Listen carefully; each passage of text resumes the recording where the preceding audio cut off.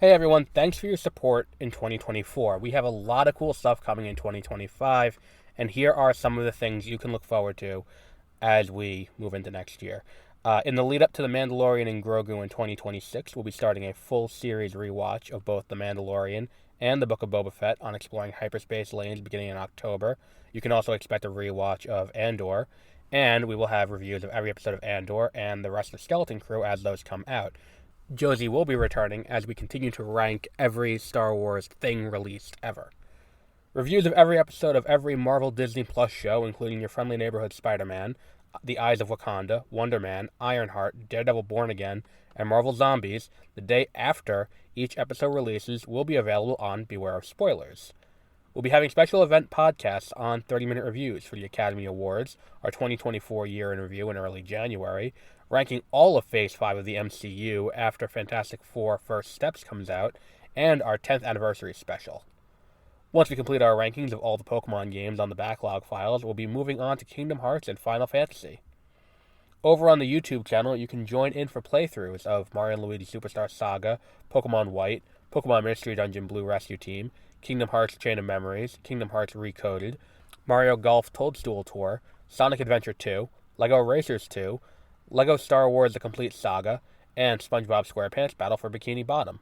Want to keep on top of all the new things we have coming? Subscribe at mwpnews.com, subscribe on YouTube at youtube.com/@mwpnews, or subscribe to Beware of Spoilers, 30-minute reviews, exploring hyperspace lanes, and the backlog files on Spotify or wherever you get your podcasts. Again, thank you for your support.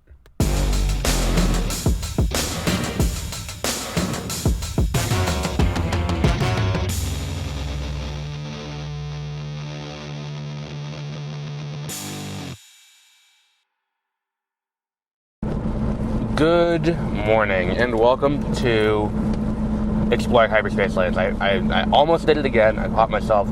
Exploring Hyperspace Lanes, I am Adam. We're here today on this very rainy Wednesday to talk about Skeleton Crew, Episode 3.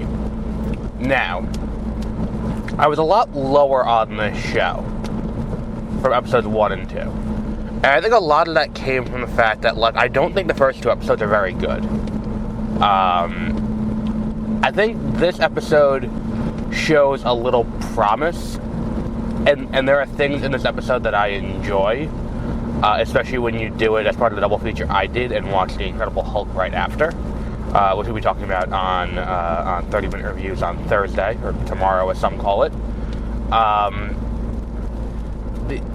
The thing with this show is the interesting part is the difference between, or not the difference, the chemistry between the four kids, and then the four kids and Jude Law, who's Jack, I think his name is. They could call him Scarlet Jack or Red Jack or something like that. Scarlet Witch, who cares? He's not a Jedi. He is the captain of that ship. He can, who was mutinied, and he was going to be put on trial, and all of that.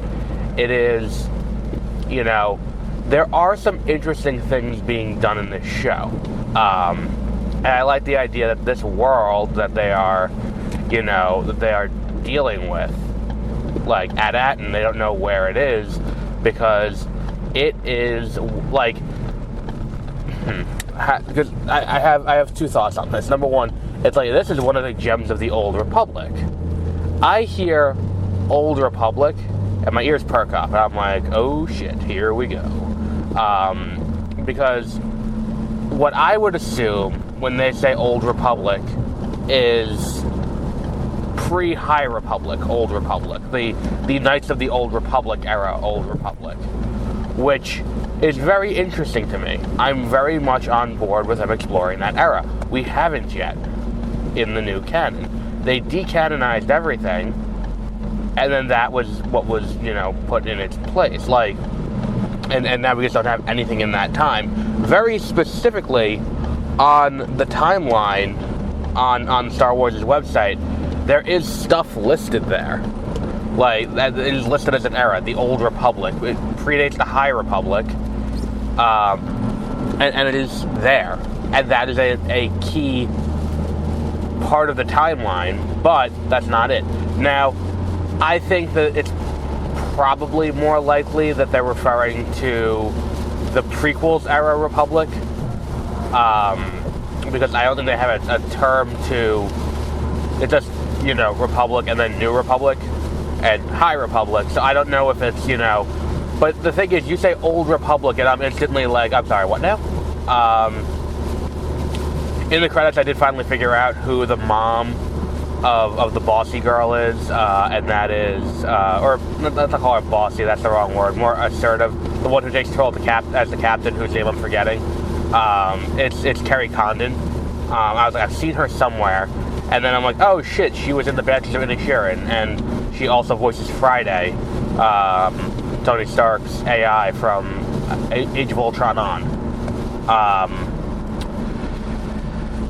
But yeah, I enjoyed this episode a little bit more, because I think that, the thing that really sells, and I think that the issue with the first two episodes is that the first episode takes so long to get to the point.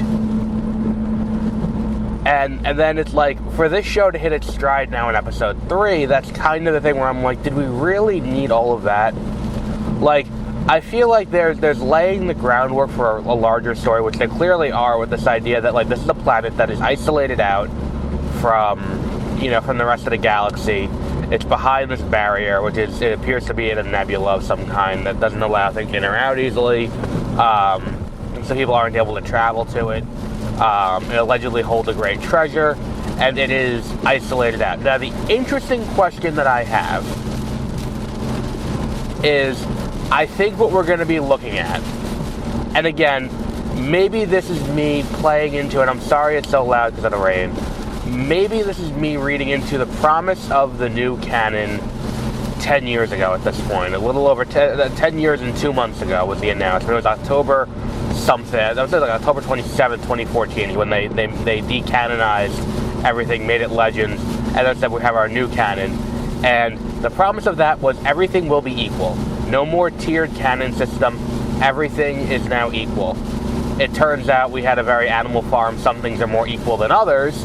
But regardless, the point is, if everything is now equal, I think what we're looking at here is that he wants to go to Ad-Atten. Allegedly, Ad-Atten is going to have some kind of treasure on it. If this planet is around dating back to the Old Republic, I think there's something on this planet that is a Sith artifact of some kind. And that's going to be something that's going to, we have to keep in mind where we are. This is at the same time as The Mandalorian. We're in I looked away from the screen for a second because I got very enthralled in Pokemon Violet. But the Ranger of the New Republic shows up, and it appears to be the same guy who's always showing up everywhere, because apparently the New Republic has one X-Wing cop, and it's the same guy who just shows up everywhere anytime something happens. So, if this is the case, and we are in this kind of, this new space where there's an artifact of the Old Republic in play. Again, we're taking this at face value. I think we could be looking at, this is going to be an integral part of setting up not the Mandalorian and Grogu, but the Heir to the Empire movie. Could this be, because we've seen some of these in the comics, between episodes 5 and 6 in the Star Wars comic, that's what the Emperor was trying to do. He was looking for Sith artifacts, trying to find ways to rebuild the Empire, or make the Empire more powerful. So looking for this thing that had a planet stuck in it. There are a lot of really interesting artifacts that are kind of brought into play in that, in that comic. If that's where we are with this show, and we're going to be introducing one of those in this show, that could leave us in an interesting space where the characters on the show are actively unearthing something. Now, this brings me to my next question. Does Thrawn show up? I don't think so. Because in this theory that I've developed over the last 20 minutes, or not even, the podcast has been going for 20 minutes, over the last 10 minutes or so, in this theory, this artifact is something that is, we also know, let's bring in some of the news from the last few days. We got some casting from The Mandalorian and Grogu. We know Jeremy Allen White is playing the baby Hutt that was abducted in the Clone Wars movie, but as an adult. So Jeremy Allen White is voicing that guy. Which is one of those things that someone said, I thought I hallucinated that news. But no, that is very real. And then there's also one of the members of the Shadow Council is in it. If you recall, the Shadow Council from The Mandalorian Season 3, and then also several of the books, is this council of the remaining Imperial warlords who are trying to reestablish the Empire. So this is where you get Gideon is on it, and then is it Yularen? Or is it... No, it's not Yularen, it's the other guy. Who is, Thrawn's guy is on it too. Because they're waiting for Thrawn to come back. And if Thrawn comes back, then they're like, alright, we are good if Thrawn comes back. Because he's going to be the strategist we need to get us, to get us on the, to win us this war. He is the missing piece. The other person who's there is Hux's grandfather. And you may remember Hux's father or Hux's grandfather, I don't remember which, but it's Hux, Domhnall Gleeson's father or grandfather, is on this council. And his thing that he's working on is Project Necromancer. Project Necromancer, I don't think it requires a PhD in symbolism or English lit to figure out, is more than likely the plan by which they're going to be bringing back the Emperor, which is what's going on Exegol. So, if all of this is going on, and we have this idea that there's this thing here, could this be that this is an integral part of, getting, what's it called? Could this be an integral part of, completing that mission? Or could this just be a weapon of some kind? Because that's the thing, is there are weapons that can be used. Could whatever is on At-Aten, and I think there's a realistic chance of this, and maybe this comes into play later, whatever is on At-Aten could be the replacement of the, what was the name of that fleet? The Dark Force, there was a name of the fleet that, that Thrawn was after. In Outbound Flight was the project, but what the fuck was the name of the fleet? That had the Republic dreadnoughts. That could be the thing that's the great work they're working on At-Aten could be that, which will get co-opted and captured by Thrawn.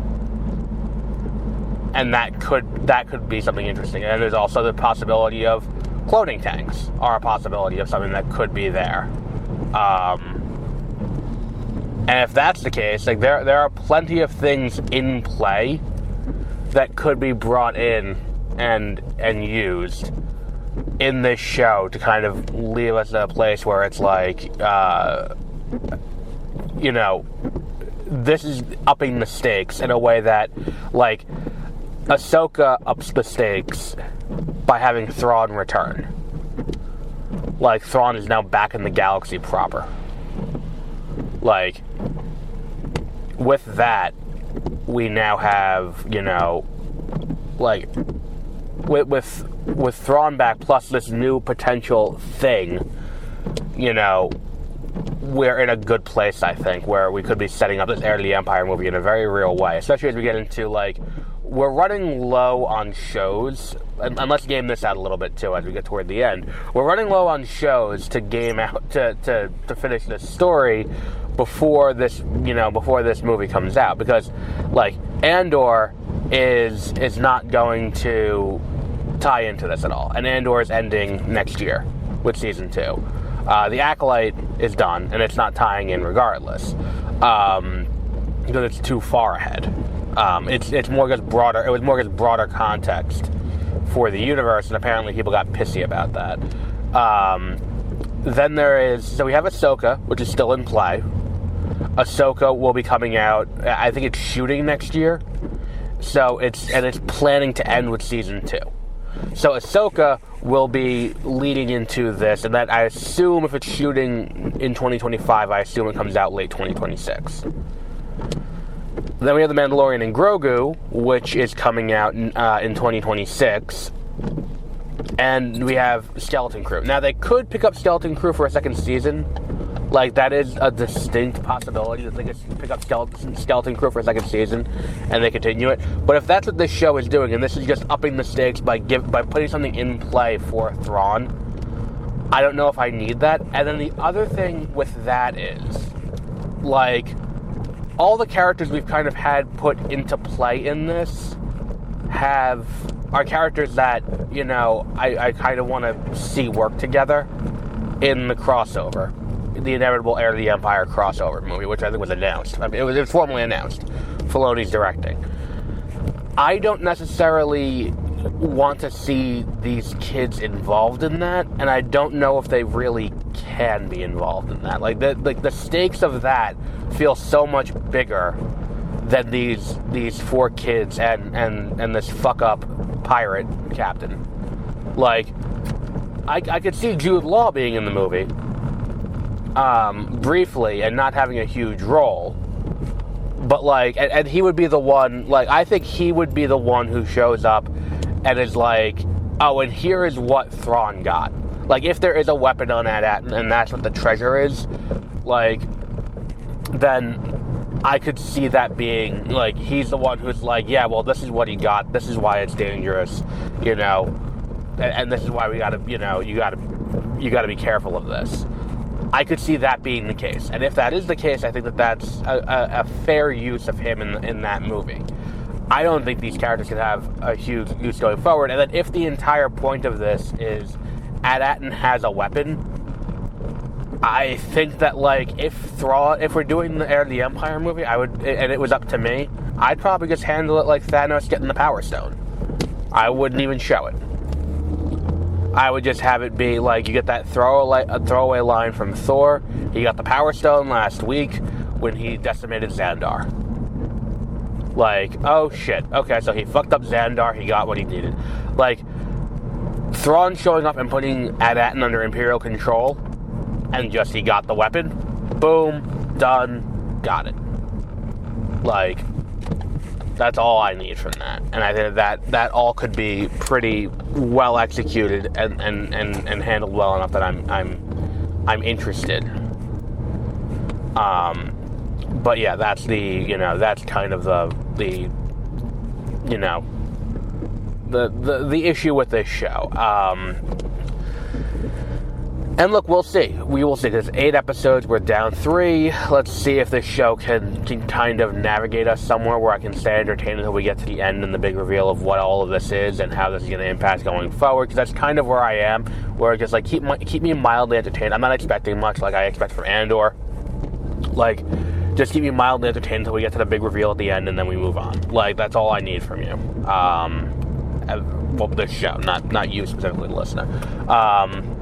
But yeah, I think that's a very interesting place to put this show.